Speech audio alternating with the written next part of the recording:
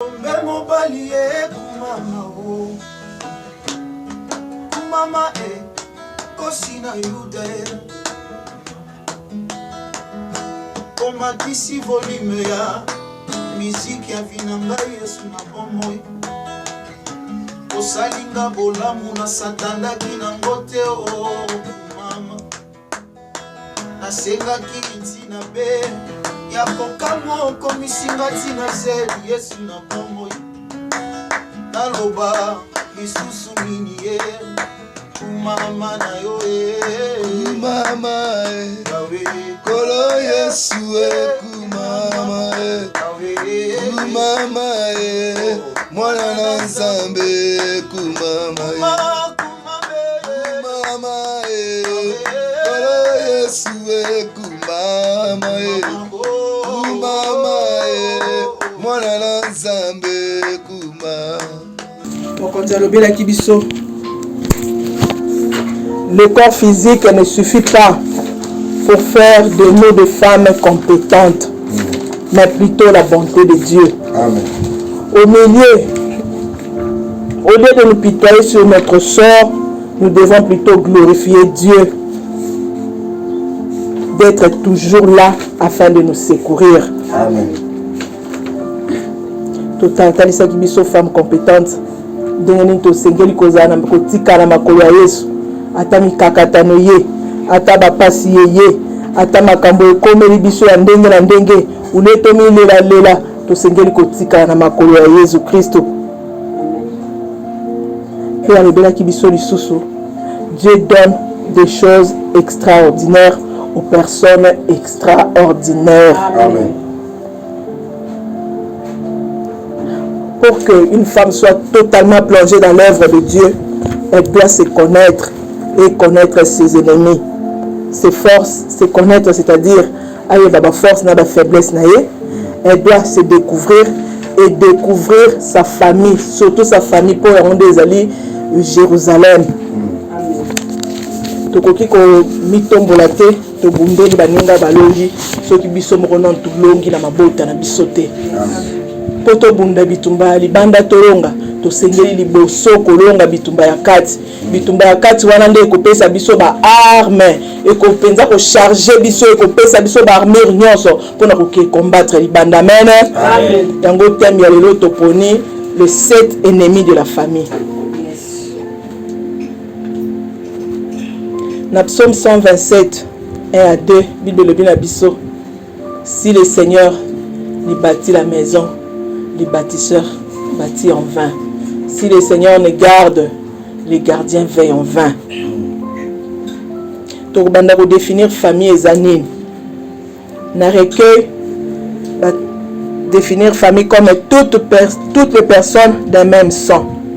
La Rousse Alobi, ensemble des personnes ayant des liens de parenté par le sang et par alliance. Mais le civisme est tout temps qui la famille est une base de la société. Pour être école biso à la malam, pour être tobimisa ba konzi ya malam, pour être tobimisa ba sali ya malam, ba sengeli liboso kozala na base ya malam ou ezali éducation de base outi na famille. Soki mosala Nzambe, soki mokonzi ya mboka azali na base ya malamu te ata alati poso ya meme motema na ye kozala ya nkoi pamba te alliance oyo azwi na famille makila oyo azwi na famille origine na ye ezali kopekisa ye azala malamu akosala ma effort na ye moko me kati na ye ekobenda ye kaka makila wana ya alliance ekoganga kaka ti akobimisa oyo ebe batama ya makila ya famille po etakangwama amen. Amen. To définir l'ennemi comme celui ou celle qui veut du mal à quelqu'un et qui haït quelqu'un. Ennemi azali oyo lingi mabe ekomela yo oyo yini yo na motema na ye. Peut-être deux sortes ya ba ennemis. Nous avons les ennemis internes et les ennemis externes. Ennemis externes to zwakangona elembo ya serpent. Monguna ya libanda. Parce que to compare quand on a serpent pambaté facilement on peut détecter l'ennemi externe de la même manière qu'on peut détecter l'existence d'un serpent dans la maison. Parce que le serpent a sifflak. Tokoyoka makelela monguna ya libanda. Ata aza pembeni na yo, azo sekisa yo, azo solisa yo, mais na sima na yo akoloba. Peta akoloba mabe na sima na yo ekokomela yo. Yango wana sifflement ya serpent ennemi extérieur. Ako critiquer, ako calomnier, ako finga ennemi externe makelele na ye ekoma kaka na matoi na biso. La Bible te voit qu'il y a un exemple, il y a des Égyptiens face aux Israélites dans la carte Exode. Les Philistins face aux Israélites. Dans 1 Samuel 5. Et dans mokili to voit qu'il y a la direction ya baninga ya bomwana. Ba collègue de service, ba ennemi externe, baninga ya quartier. Baninga ya baninga oto hérita ba ennemi externe na biso. Deuxième sorte ba ennemi tozana ba ennemi interne oto zwa kango na elembo ya scorpion. La connaissance nous démontre que l'ennemi interne détruit plus que l'ennemi externe. L'ennemi externe tokoyoka makelele. Kasi ennemi interne tokoyoka makelele na ye ata mokolo moko te. Tozwi yango na histoire ya Jacob, ya Joseph. Joseph a eu des ennemis internes oyo ezalaki bandeko na ye moko, ses propres frères. Na manque ya discrétion na ye, soki aloti ndoto abeteli bango. Naloti bino bozofukamela ngai. Naloti nga naza mokonzi. Abeti yango mpona kolakisa bonene ya Nzambe. Kasi abetaki yango epai ya binemi interne, abebisi motema ya bandeko bakomi koyina ye dès le bas âge. Mokonzi atia talent na kati ya moko na biso dès le bas âge. Tozwi yango susu na lisese ya Elkana, le mari de Anne, na 1 Samuel 1 à 10.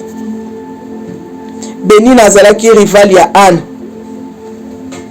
À chaque fois que Anne mobali na ye Alkana abandaki kopesa ye ba double portion pour na kokende na ndako ya Nzambe, Béni nazalaki toujours ko mortifier Anne na ba injure. Pe Anne azalaki tango nyonso kolela liboso ya Nzambe. Ndenge nini l'ennemi akotaka na mabota. L'ennemi entre dans la famille lorsque nous laissons persister les zones d'ombre. Nous minimisons les choses. Likambo ekoyi na libota. Olie bofanda bosolola. Bozipi yango. Inceste ekota na mabota bongo. Bofande na bakousin na bacousine. Bakousin kotalaka baninga na douche soki bazo sokola. Bana balobeli baboti. Baboti ule bapalela bala mosusu bazo banga. Bamara bango bakoloba ke tozo nyokola bango. Tika kaka kanga moteme kosala eloko te. Baza bapaya bakokende. Nous laissons persister le mal. Et na kotala na douche wana ekoleka kotala na douche ti ekokoma na inceste. Parce que nous n'avons pas dénoncé les zones d'ombre.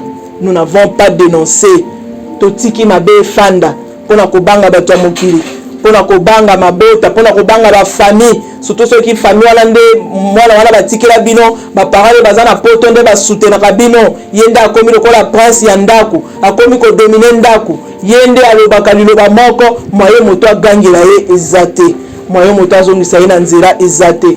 Peut plus tard et créer ma blessure intérieure na mitema ya bana. Les 7 ennemis de la famille. Ennemis à liboso, négligence de la vie spirituelle. Toboko ya kabana, kaka na mayele te. On n'instruit pas seulement les enfants. En plus de l'instruction, sengeli tola kisabana biso nzela ya Nzambe.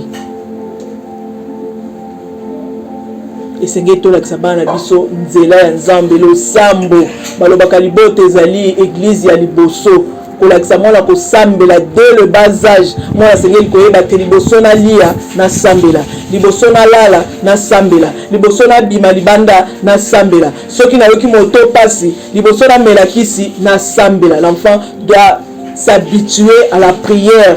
Prière ekoma lokola moninga na ye, ekoma lokola deuxième personne na ye.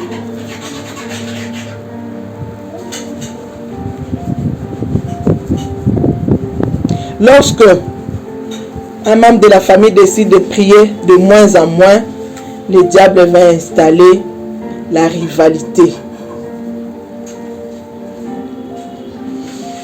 Soki na kati ya libota basusu bazosambela mosusu a décidé asambelaka na ye te ekocréer rivalité na kati ya bana. Nga na vivre yango na foyer na ngai nalakisaki bana nga kosambela dès le bas âge.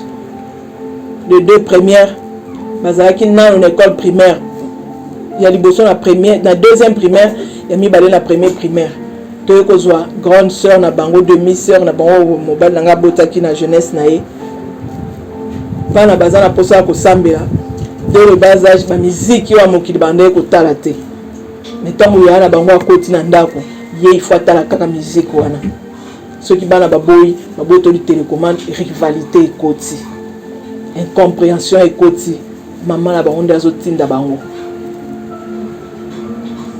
Si une personne, un membre de la famille décide de s'écarter de la prière, boyebakate bitumba ekoti na ndako. Membre de la famille ezaka bana te ata tata soki papa albimi liboso ya nzambe soki mama albimi la présence ya nzambe rivalité ekoti. Na Bible tozwi un exemple ya Caïn na Abel na Genèse 4:9. Tant que Caïn abomi son frère, Nzambe a tout nié. Où est ton frère?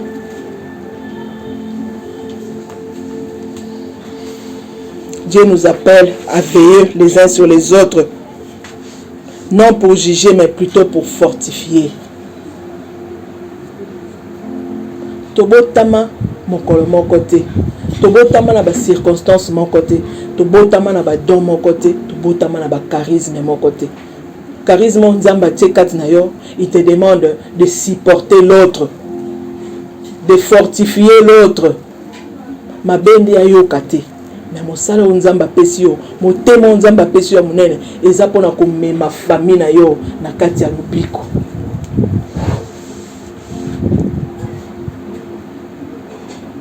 Deuxième ennemi à libota, manque de communication. À cause des réseaux sociaux, la plupart des gens passent le temps devant leurs appareils au lieu de dialoguer. Manque de dialogue et créer séparation makasi na libota. Ezala entre parents, ezala entre les enfants, entre parents-enfants. Bana na biso bakomi kozwa ba solution na ba problème na bango na ba réseaux sociaux. Biso pe ba maman tokomi kozwa ba problème ba solution na problème na ba réseaux sociaux. Naza na groupe moko ya Facebook femme groupe moko ya ba femme mariée bon. Femme respectable, femme mariée. Et à ma grande surprise, des femmes exposent leurs problèmes de foyer dans les réseaux sociaux pour que les amis commentent, pour que les autres se moquent d'eux, pour que les autres passent où va le monde.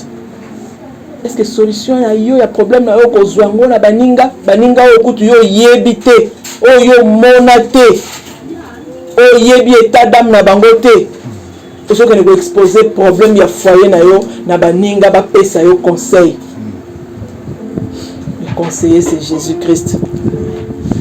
La Bible nous dit la solution ne nous vient ni de l'Orient ni de l'Occident. La solution est sur problème monsieur ya kaka na makolo ya Jésus-Christ parce que c'est lui la solution à tous nos problèmes.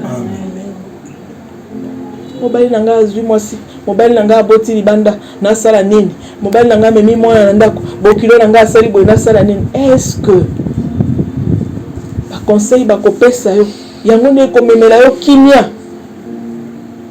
Parce que ce qui trouble ekoti na libota eza ozangi nde kimia. Est-ce que kimia ekouta libanda na bainconnu oyo bayebi yo te? Moto apesaka kimia solo c'est Jésus-Christ. Amen. Réseaux sociaux ezo kabola mabota, réseaux sociaux ezo zangisa dialogue na mabota, réseaux sociaux ezo kimisa ba solution likambo bokokaki ko trouver solution à quelques secondes. Moto na muta fandi na kwena ye azoluka solution na ye na Facebook, azoluka solution na ye na WhatsApp, azoluka solution na ye na Messenger. Solution ko utela biso kuna te. Communiquons. Vous avez un problème, l'obéla moninga, Bible le bina biso butu écoute yo na kanda te. Sur les réseaux sociaux ko pesa yo solution. Est-ce que solution wana okokabola ngo la moninga na yo alibana? Okokabola ngo na bana. Réseaux sociaux ne ko éduquer yo bana.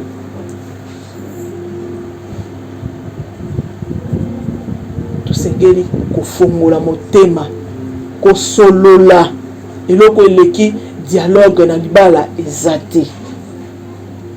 Soki likambo ezali palela moninga ata ndimi tort lelo te, andimi yango sikoyo te, conscience na ye eko reprocher ye pe akolobela yo boye te, mais ako changer comportement na ye kaka na ndenge yo olobeli ye wana.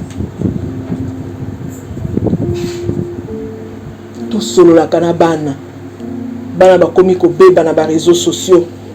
À ma grande surprise, hier, on a 7e rue, une jeune fille, moins de 30 ans, on a 25 ans, à Beli Liboma, kaka na petit boulevard, il y a 7e rue. À Katibilamba, na petit boulevard, à Bandimbangu, na boulevard, bana mibali bazola ndaye, moi si ya kitoko, ba mèche tia, une très jolie fille. Na miso na biso azolongola babilamba bandi liboma na 7e rue. Soki azalaki na likambo ya un problème affectif, soki akabola ki ona mama na ye akokai kozwa solution te. Soki akabola ki ona bandeko na ye ya losambo akokai kozwa solution te. Nini elekeli ye Nzambe kaka nde ayebi.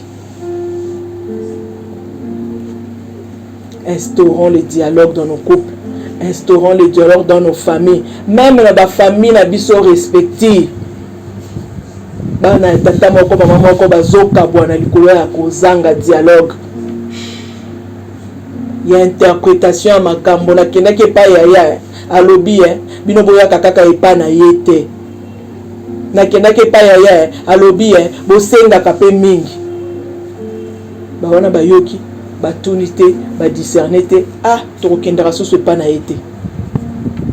Famille kabwani na kati ya silence omona ba benga ko soso te, ba yaka le soso te, yo polobi loka bazo benga te ba fanda otuni pété. Manque ya dialogue ezali ko kabola mabota makasi. Les conflits non résolus. Conflit non résolu, on appelle ça sous ennemi mon sous ya libota. Quelle que soit la grandeur du problème, ceux qui vous fandi, bo solo li yango la kimia, bo tien Nzambe na kati, ikambwana ekozwa kaka solution. Les conflits non résolus augmentent la haine.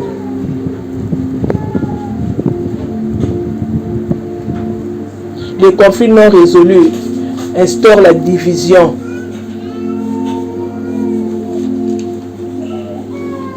Et si nous persistons dans la division, nous n'allons pas hériter de la promesse de Dieu. Et Nzamba ko bomba promesse wana na ba génération future. Kaka ndenga sa ki na bana Israël. Les enfants d'Israël ont attendu 40 ans pour rentrer dans la terre promise. Nzamba lingaki a éliminé nan, a tamisé banani génération nini, génération o ni ngala ko bénir pour ba kota na terre promise.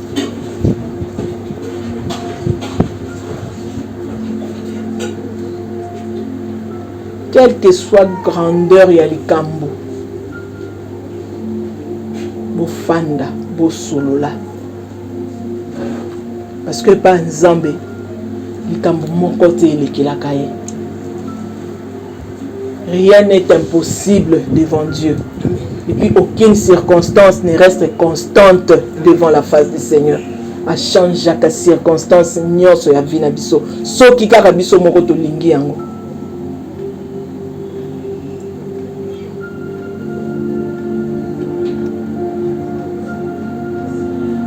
Comme ceux ko boma.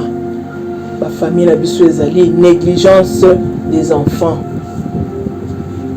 Biso ba parents négligence na éducation ya bana. Pona biso soki to futeli bana classe ekoki. Soki to leisi bana fufu ekoki. Or que le Seigneur attend de nous autre chose que l'instruction. Nous devons éduquer nos enfants aussi spirituellement, moralement. Parce que bangonde baza avenir ya lobi, bangonde baza basali ya nzambe ya lobi, bangonde baza bakonzi ya mboka ya lobi. Ceux qui bazui éducation ya malamu te, ceux qui bazui spiritualité ya malamu te dès le bas âge, bakokende kaka kosala ba oyo tozomona lelo. Ceux qui mwana mesala ko yiba na ndako, maman yebisa te ka moyibi eza mabe, opinion yete po yibi. Lobi a commis mon konzi ya koyiba parce qu'on l'a pas appris que voler c'est mal. Nous avons Ephésiens 6:4.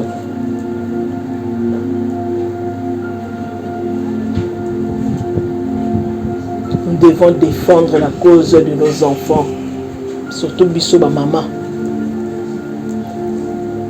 À cause des Sion, je ne me tairai point. À cause de mes enfants, je ne me tairai point. Biso to koti na complicité négative na mibali na biso pour nous livrer ba fruit de nos entrailles.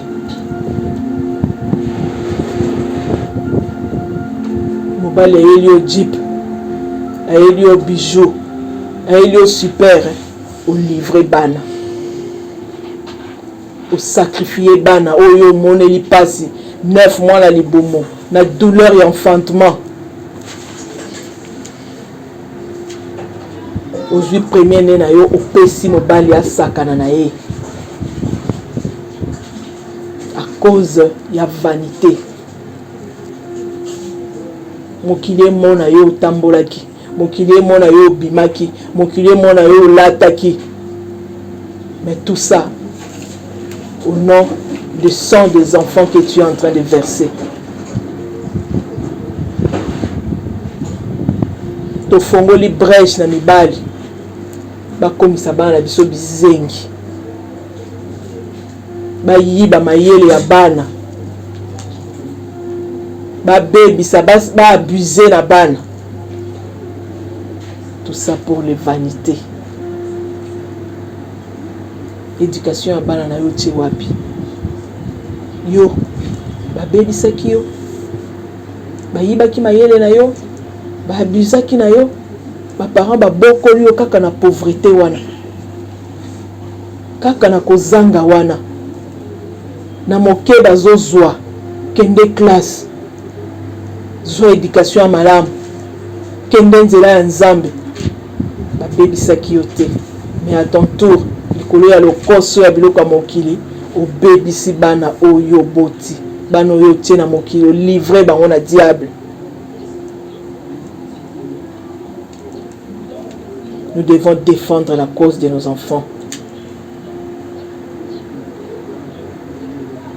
5e ennemi, la jalousie. Nalobaki le bandeli. Tobotamaka moto na grâce na ye, moto na don na ye, moto na talent na ye nzamba tie kati na ye.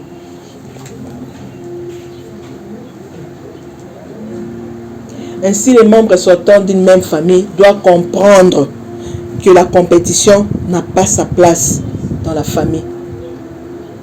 Tokowe la ni biso to bimi makila moko. Tokowe la ni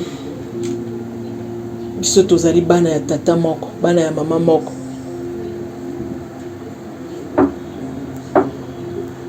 Oyo aye na grâce na ye, oyo aye na talent na ye, oyo aye na charisme na ye, tosangisi yango pour que to se compléter, to comme sa famille na biso une famille forte. La compétition n'a pas sa place dans la famille. Au contraire, nous devons réunir nos efforts pour que nos efforts soient une complémentarité pour la bonne marche de notre famille. Et quand on parle de famille, j'insiste plus sur la famille biologique, mais aussi la famille spirituelle. La famille spirituelle où Sangi Sibiso, l'après-midi, à l'élo vision du ciel.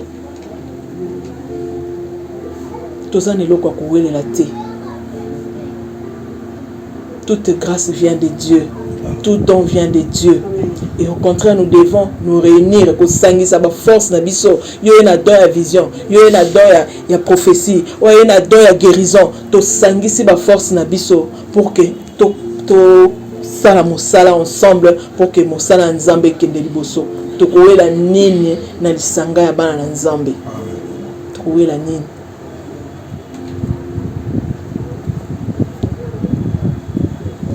La médisance, sixième ennemi.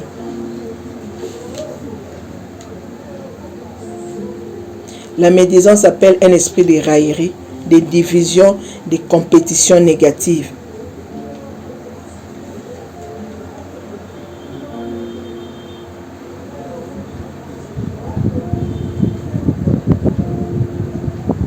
Tout le monde a la famille. Dès que tu as mais to kaboni na biteni. To kaboni na ba clan, ba sous-groupe. Bana tata moko mama moko. To kaboni na ba sous-groupe. Ba oyo baza bana tata, bango bazaka na papa na bango. Ba wana bazaka groupe na mama na bango. Ba msusu pe bazaka na tata te na mama te bango na bango bana basangani. Ba to kaboli famille na biso na biteni likolo ya ba médisance. Oyo alobaki oyo asalaki, oyo apesaki te, oyo apesaki. Tokaboli mabota na biso. Bizaye na biso mabe wana tozoluta na ba famille na biso yango tozomema pe na kati ya église. La Bible dit on ne donne que ce qu'on a.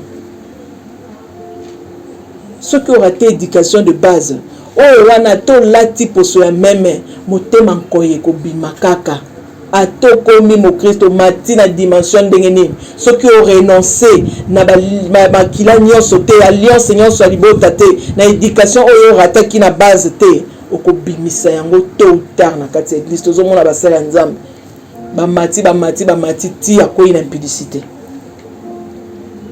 amati ti akwei na ivrognerie akwei na makambo ya bosoni penza oyo occultisme asangisi nzambe na makambo ya salite.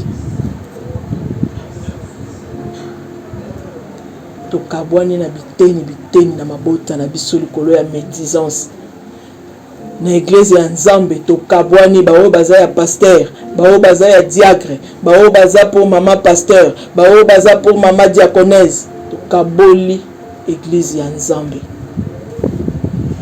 likolo ya biloba ya biyoka ya manque ya discrétion. En parlant de ya manque ya discrétion, tozalaki na mwanda on a partage moko et on a parrainé un couple wana ba parrainé couple mususu. Et couple biso to parrainaki bazaki na stérilité déjà plus de 10 ans. Couple on peut baké ko parrainer, c'était une régularisation de mariage, on peut bazaki na stérilité na bango il y a plus de 10 ans. Mais couple ba koko ba oya biso ba parrainaki, moi ça yeko zoazemi ya boti. Ah boti il y a plus de 10 ans boti nzamba sali grâce to kitala molinga l'hôpital to sepeli to partager. Et couple on a biso maman banda na boti une semaine ngo couple parrain nga ba yo talanga te. Couple parrain ba yo talote bango nde ba sengela ko komemona maternité couple parrain ba otala tende nous na comprendre te ba bengi te ba talinga ite salinga somme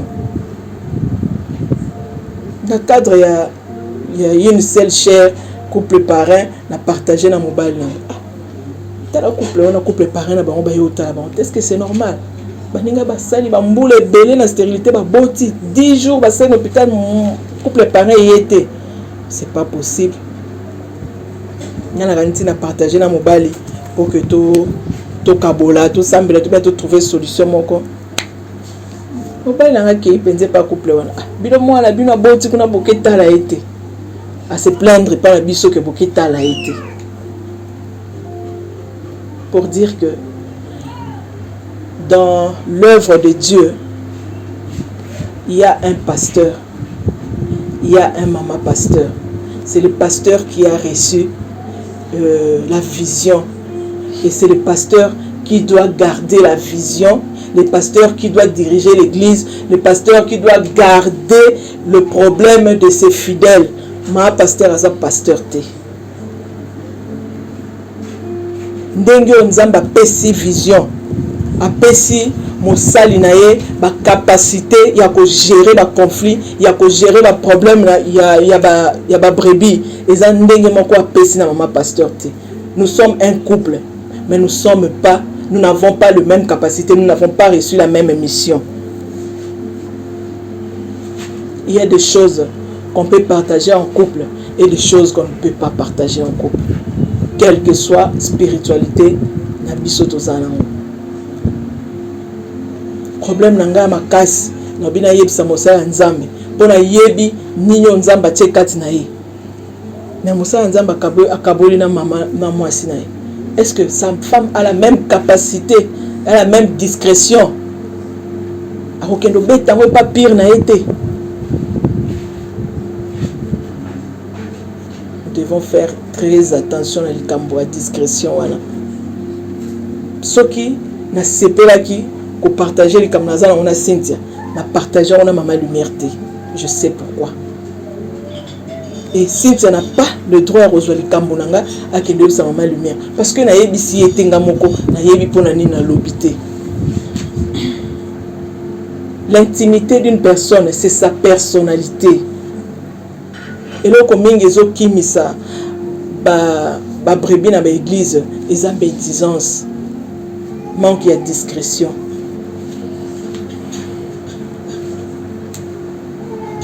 Je sais que tu pries. Je te confie mon problème. Prie pour moi.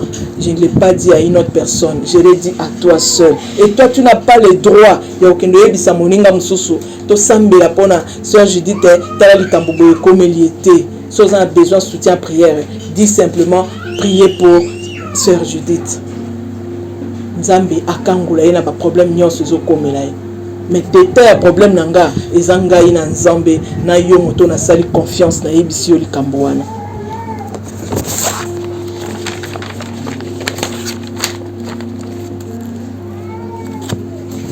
Septième ennemi, c'est l'égoïsme. Vivre pour soi. Dieu t'a placé dans cette famille pour un but bien précis. Et vos dons, vos potentialités doivent profiter de votre famille. Touti na ba tokoli, touti na ba église, toleki na ba église ya ndenge na ndenge. Soki nzamba longoli biso bisika tozalaki, akomisi biso na vision des ciels. C'est pour un but précis. Nzamba salaka makambo na hasard te. Soki asali likambo, asalaka ngo na tina. Ngabisika na uti, nazaki na responsabilité makasi. Nous sommes responsables à niveau central. Na kati intercession. Et ba responsabilité nazalaki nango, nazalaki pe na bato na bandai ko diriger, nazalaki na bato na bandai pe ko encadrer na losambo. Mais tant nzamba benginga na vision du ciel, Nathalie ba pété nanga bisika nazalaki nango te parce que j'étais honoré so na yeba mtianga pe na kiti ya likolo. natali ba capacité ba qualité nga nazaki nango kuna te natali ba brebis nga na bande ko encadrer te natali ba bandeko bazaki na se na ngai te mais nayoki lolaka mokonzi. Je pars, j'abandonne tout. Ba honneur nyonso na tiki yango, ba considération nyonso na tiki yango, na kena nkoluka elongi ya nzambe bisika oyo nzambe atindi ngai. Et quand le Seigneur m'envoie en vision du ciel c'est pour un but précis. Il m'envoie pour mon salut, il m'envoie aussi pour soutenir cette œuvre.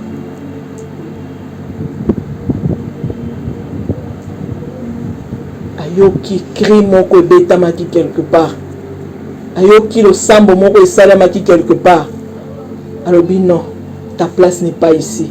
Ici, il y a assez de gens pour aider l'église. Il y a assez de gens pour soutenir cette église. Prends ton lit, va là où je t'envoie. Et nayoki lolaka mokonzi. Na tiki nyonso. Na ye. Isika nzamba tindi ngai. Na ba but nyonso apeseli ngai. Na ba potentialité nyonso apesi ngai. Alobi na nga na faire profiter la vision du ciel. O nga na zwa. Pe na profiter na oya tchakati na vision du ciel. Amen. Amen. Certaines familles, quand on parle de famille, tous ont directement la deux sens.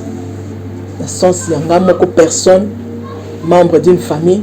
Le sens, il y a famille biologique, famille, belle famille, famille spirituelle. Prenons ça comme ça. Certaines familles se cachent derrière la spiritualité pour exercer l'égoïsme, pour exercer l'hypocrisie. Et pas Nzambe hypocrisie, ils ont la place. Parce que Nzambe atala kabiso tina kati na biso elo komo kote bomba makaliboso ya face ya mokonzi. Il nous connaît plus que nous-mêmes. Pour ça il a Nzambe na hypocrisie, ils ont la sens te. Ils ont la tina te, ils ont la litomba te. Les autres peuvent se dire na ya na vision kala. Na banda na vision bande. Mais il le na zui na nous grâce mon côté. Mais biso to na vision il y a une année mais to bénéficier de ma grâce et belée. Parce que nous sommes venus servir l'Éternel sans hypocrisie de tout notre cœur. Na motema mobimba. Et ceux qui fungoli motema to lobito sa la nzambe, tozo salela nzambe. Oyo nyonso zo yebisa biso tozo tosa. L'obéissance vaut mieux que le sacrifice. Ceux qui to liate. Tokolala te, tokolala te. Tokomela te, tokomela te. Tokolata te, tokolata te. Nous écoutons la voix du Seigneur. Nous obéissons à ses ordres. Et le Seigneur nous bénit.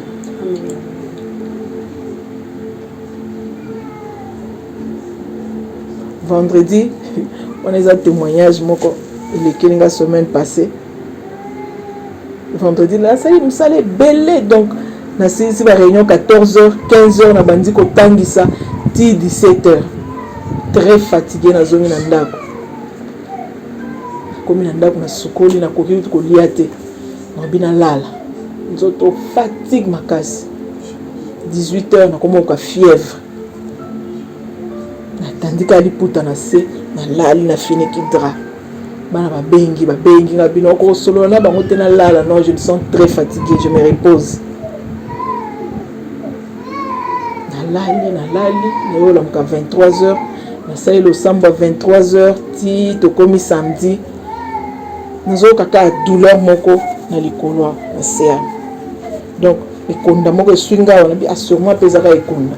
Na chef mbot o ekauki me o ya awo zo kauka te. Na pe prière samedi to sambeli esili. Samedi tant to zo so na ndako nangala mwana to yaki lo samba. Courbature dans notre transport on n'a pas si tu on connaît ce qu'il ba teka ba kiti wana to kiti kitambo to transport difficilement embouteillage on est arrivé à la maison à 16h très fatigué.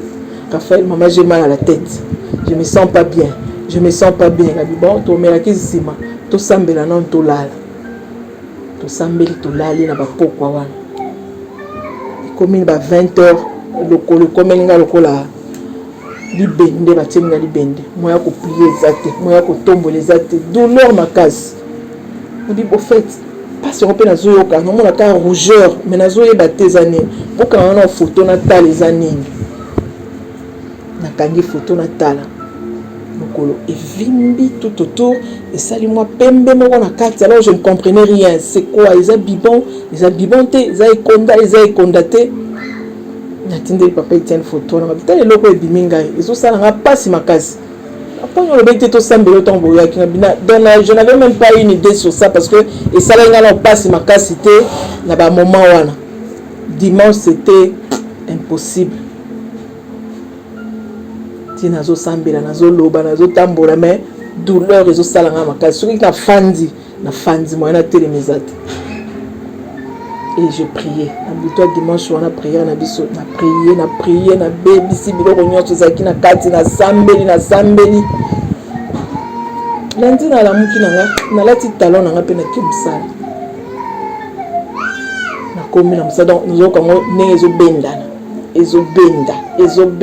ezobenda je fais tout ce que je pouvais faire nazongi comme si rien n'était rabi nzambe yo yebi soki eza nini nga na yebi te mais lokwa yo yebi oso trouver solution nango nakomi na lundi na ndako na après-midi na sukoli nafandi na bouger likolo yango boye naoki en pepele na bouger lisusu naoki en pepele mais ça va et hier mardi nayebisi bana bokanga na photo na tala non avant après parce que maintenant je me sens mieux pour se réfléchir pour ça pour chacun donc on dirait bah kitisi li bende moko quand sur photo na likolo parce que je ne pouvais pas voir ça c'est juste ici quand photo na tali na bio mais fait ça va Nathalie avant Nathalie après na bino rougeur wana no sosili c'est comme moi trace wana pose wana ya pembe et na kati mais je n'ai plus mal le comment ils a susté parce que si on sert Dieu de tout ton cœur, ataba teli au poison au komela et ko sala yo lokote ataba boake lio mbaso au konyata et ko sala yo eloko mokote parce que wana tona laxi bat mso aprobabi o wana eza bandela mbaso eza mbaso mais mbaso yango ya mupende.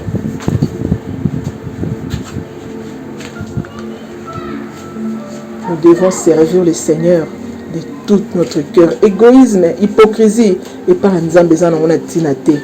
Parce que l'eau comme on te bombe na raliboso à mon compte. Ce que lingi nzambe, linga kaka ye, nzambe basangisa kayete. Nzambe basangisa kayete. Lingi nzambe, er moko kepa nzambe, er moko kepa bambikuli.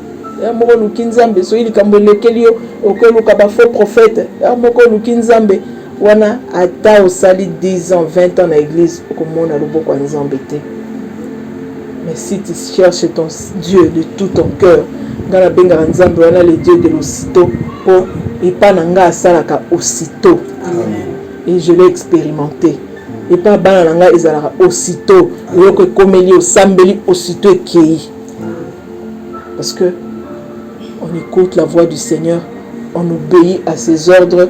Moi et ma richesse, nous servons le Seigneur. Amen.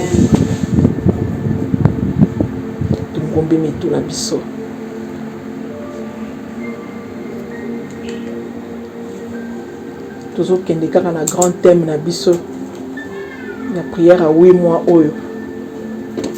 briser les alliances sataniques.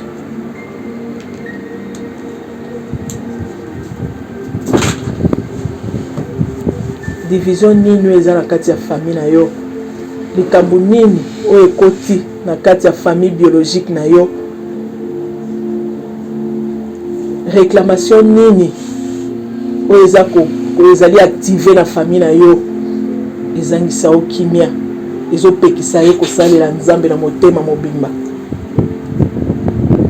problème nini okutana na mosala nini ozali kokutana na libala ezali kolelisa yo ezali kobenda yo na se soki ozangi kimia makasi ya koluka nzambe kozala te. Ce n'est pas pour rien qu'on appelle notre Jésus le prince de la paix. Oui, dans notre misère, nous cherchons le Seigneur. Mais généralement, dans la misère, on cherche que l'autre prie pour nous, pour avoir la paix. Et dès qu'on a la paix, on peut se lever et prier pour soi-même. Dans le désespoir, on ne sait pas chercher Dieu dans le désespoir. Dans l'angoisse, on ne cherchera pas Dieu totalement. Ce qui motema eza moto moto, motema ezangi kimia, motema likolo likolo, mon frère, ma soeur, okoluka nzambe na bosolo te. Tu auras plutôt besoin que l'autre cherche Dieu pour toi.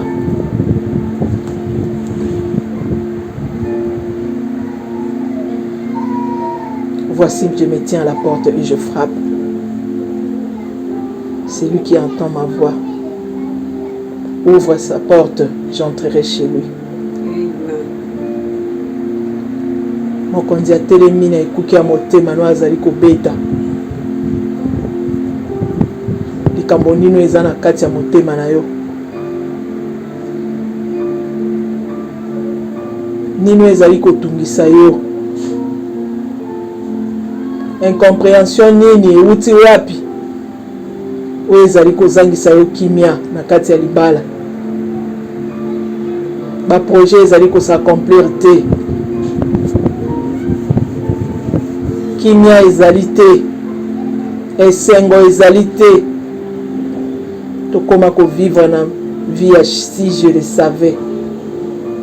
Soki na yebaki mais na kotaka te. Soki na yebaki mais na botamaki na famille oyo te. Soki na yebaki mais na salaki projet oyo te. Le Seigneur t'a envoyé dans cette famille pour un but précis.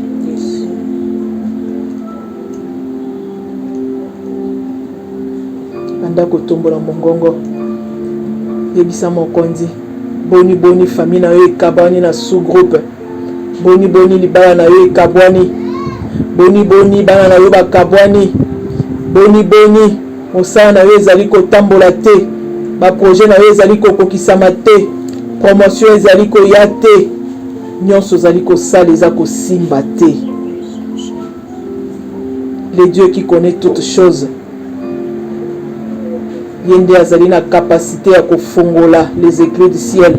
Aina zalaka na pasi oyaki osekure mama ebongo na lisungi na yo na biki lelo yo kumama na yo kumama kolo Yesu kumama kumama mwana na Nzambe kumama. Tango nazalaki maladi oyaki osekure mama loboko na yo ya Jehova Rafa ebikisi ngai mama na yo mama kolo Yesu kumama kumama mwana na Nzambe kumama. yango nabengaka yo o générale Baba généraux, avocat nangayo, Yesu dokotoro.